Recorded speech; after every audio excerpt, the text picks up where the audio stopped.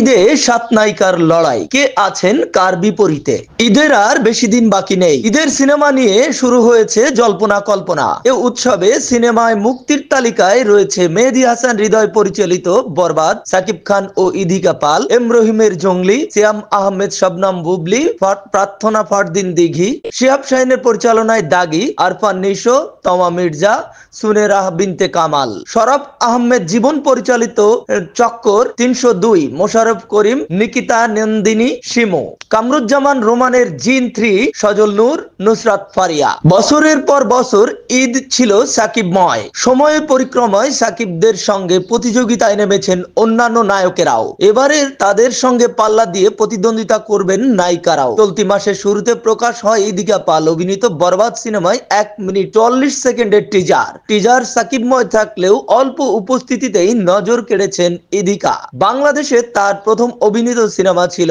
প্রিয়তমা। সিনেমাটির ব্যবসায়িকভাবে সফল হয়। ঢাকাই সিনেমায় তার চাহিদার কথা বিবেচনা করেই বরবাদ সিনেমায় এই অভিনেত্রীকে চুক্তিবদ্ধ করা হয়েছে। সিনেমাটি নিয়ে বেশ আশাবাদী কলকাতার এই অভিনেত্রী। 2016 সালে বসগিরি ও শুটার সিনেমা দিয়ে চলচ্চিত্রে অভিষেক হয় বুবলির। ওই বছরই কোরবানির ঈদে মুক্তি পায় তার জোড়া সিনেমা। সাকিবের বিপরীতে এই অভিনেত্রী বেশ প্রশংসা কুড়ান। এরপর থেকে প্রায় ঈদেই বুবলি অভিনীত একাধিক ছবি মুক্তি পেয়েছে। গত বছর রোজার ঈদেও মুক্তি পেয়েছিল মায়া দা লাভ ও দেয়ালের দেশ। 2023 সালে ঈদেও হাজির হয়েছিলেন প্রহেলিকা ও ক্যাসিনো নিয়ে।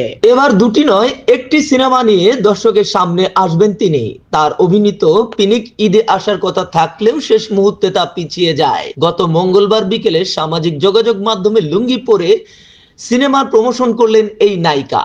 ছবি পোস্টার করে বুবলি লিখলেন, এই গাইজ, লুঙ্গি পরে জঙ্গলি সিনেমা দেখতে গেলে কেমন হয়? সিনেমা প্রি-টিজারে শবনম বুবলিকে দেখানো হয়নি। টিজারে বুবলিকে এক ঝলক দেখা গেছে। ফলে বুবলির চরিত্রটি এখনো খোলাসা করেননি পরিচালক। তবে বুবলির এমন প্রচারণা ভক্তরা দারুণ উপভোগ করেছেন।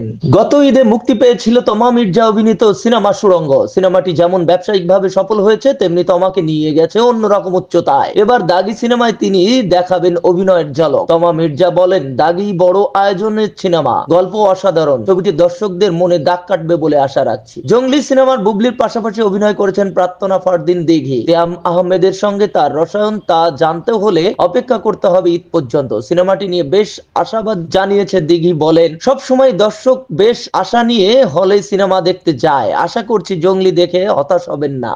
জিন 3 সিনেমার কন্যা গানে সজলের সঙ্গে এরই মধ্যে রীতিমতো রঙিন হয়ে ধরা দিয়েছেন নুসরাত ফারিয়া। নুসরাত ফারিয়া 3টি ভিন্ন কস্টিউমে হাজির হয়েছেন। সিঁদুর লাল শাড়িতে একেবারে টুকটুকে বউ সেজে কুসুমরাঙা শাড়িতে যেন নামিয়েছেন বসন্ত। সাদা কুর্তিতে মোহনীয় ফারিয়া নজর কেড়েছেন সবাই। ফারিয়া বলেন, ঈদ উৎসবে দর্শক ভিন্নধর্মী গল্প পছন্দ করেন।